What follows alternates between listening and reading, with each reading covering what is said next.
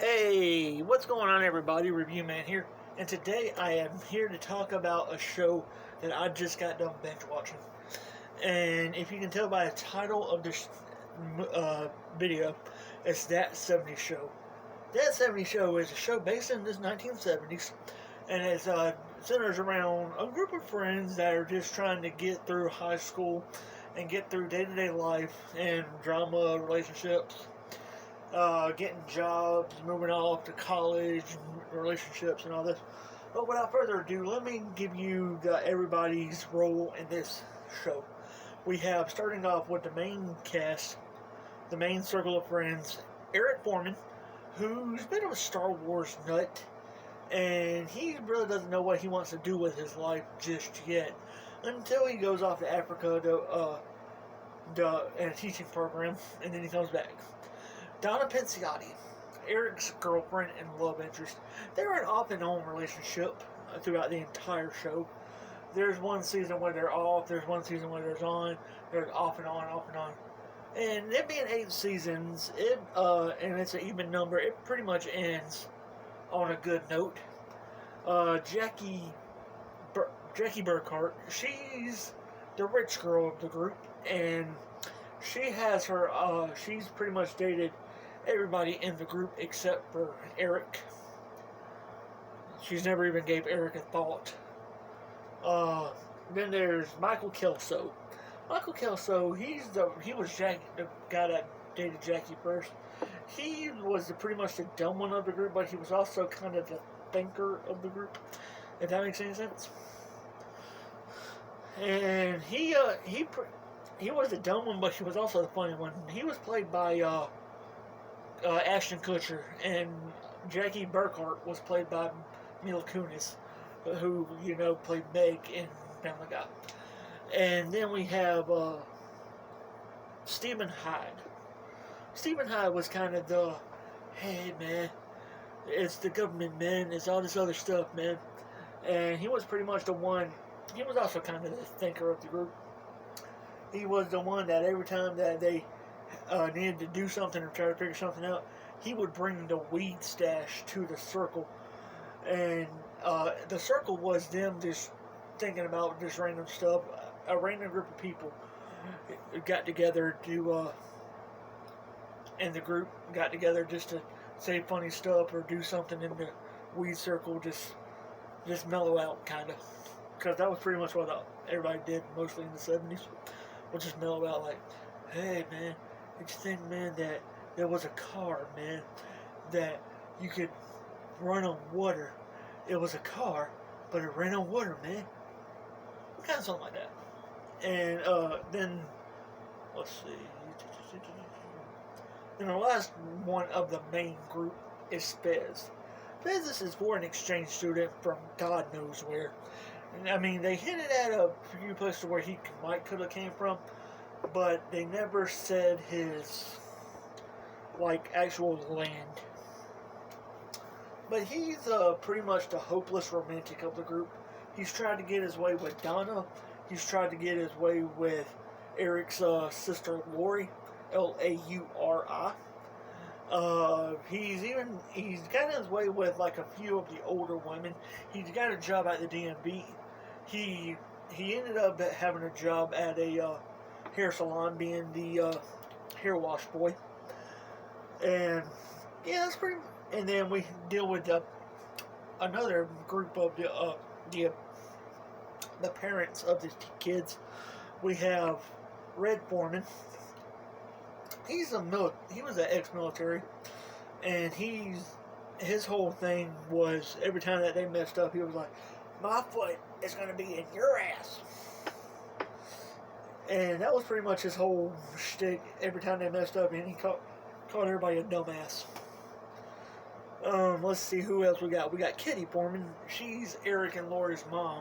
Actually, she's kind of like a mom to the whole group, because all throughout the show, you see that their relationship. She thinks of each of Eric's friends as her kids, especially Stephen Hyde. Whenever his mom and dad ditched him to go off God knows where, they pretty much adopted Stephen Hyde as their adopted son, and he was like living in the basement the whole time. And then we have Bob Pinciotti, and then Bob and Midge Pinciotti. Bob, he was a retired ex-military. Actually, no, he was the reserves, and he ran this appliance store until it went belly up, and he just pretty much was living on the military throughout, because you barely seen him with any other jobs besides this. Actually, that's not true.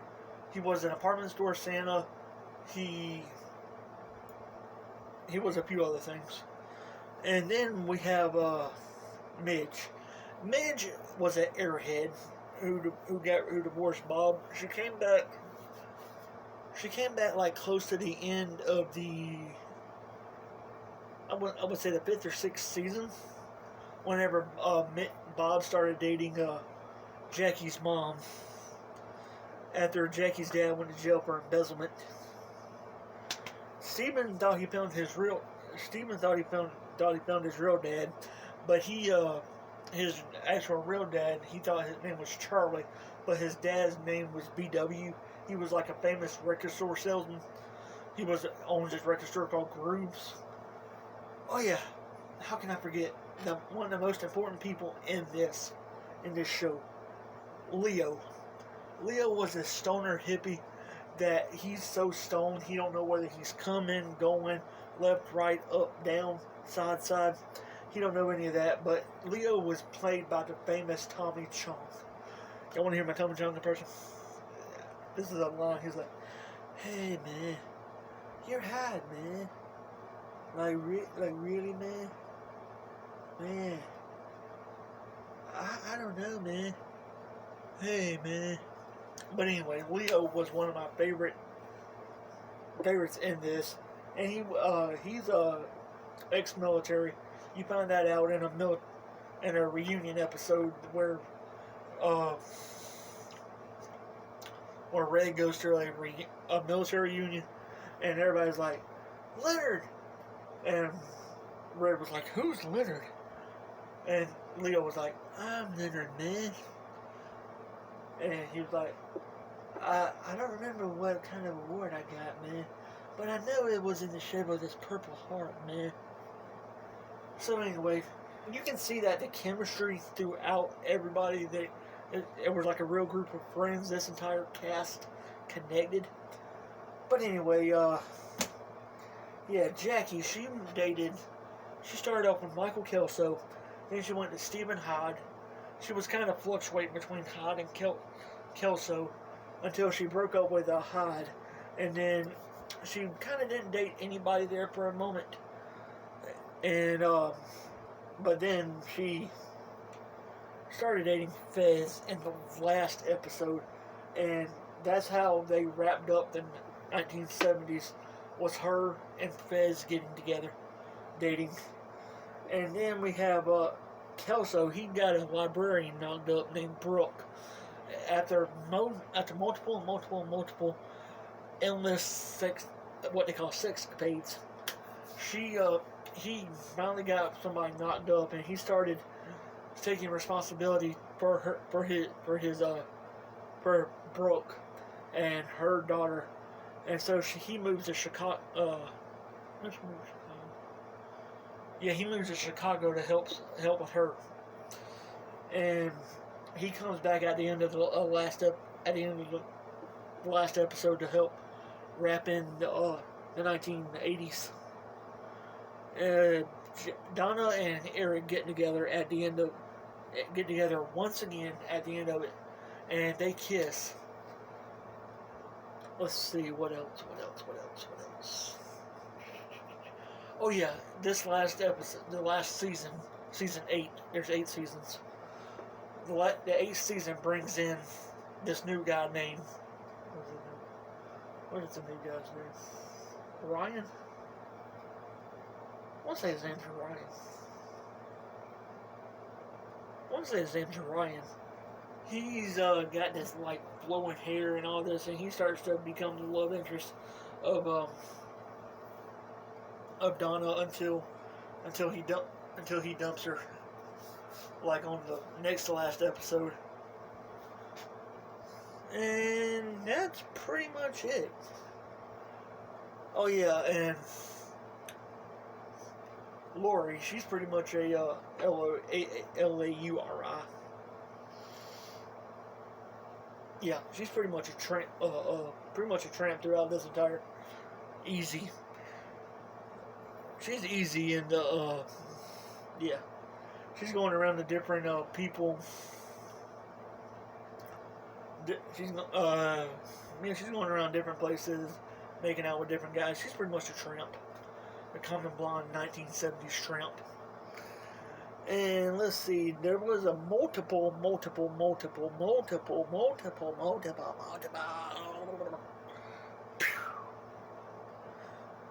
guest stars in this show. Multiple. Don Knotts, the dude, Jessica Simpson plays a hot blonde that got Kelso's love interest. The dude that played the dad on Happy Days, he was a psychiatrist to Jackie. The list goes on and on.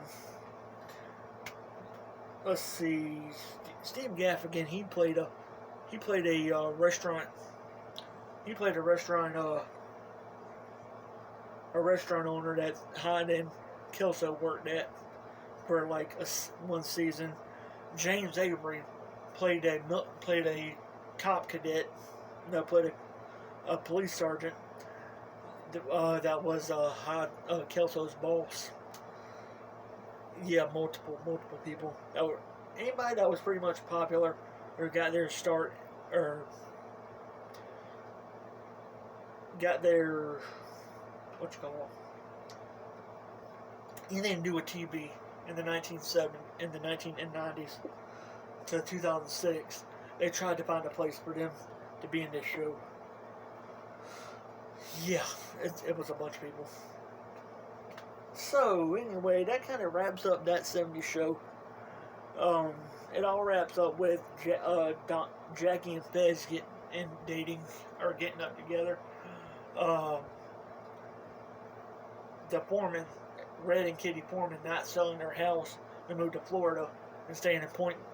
Oh yeah, the name of their town is called Point Place, Wisconsin, and it has one of the catchiest theme songs.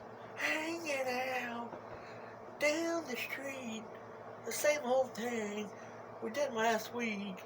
Not a thing to do but talk to you. We're all alright. We're all alright. Hello, Wisconsin. Yep, that's pretty much it. So everybody pretty much stays in Point Place. And then they end the whole series with bringing in 1980, with everybody counting down to the new year. And yeah, that's pretty much it. So that was that 70s show. It was a classic. It was a good comedy.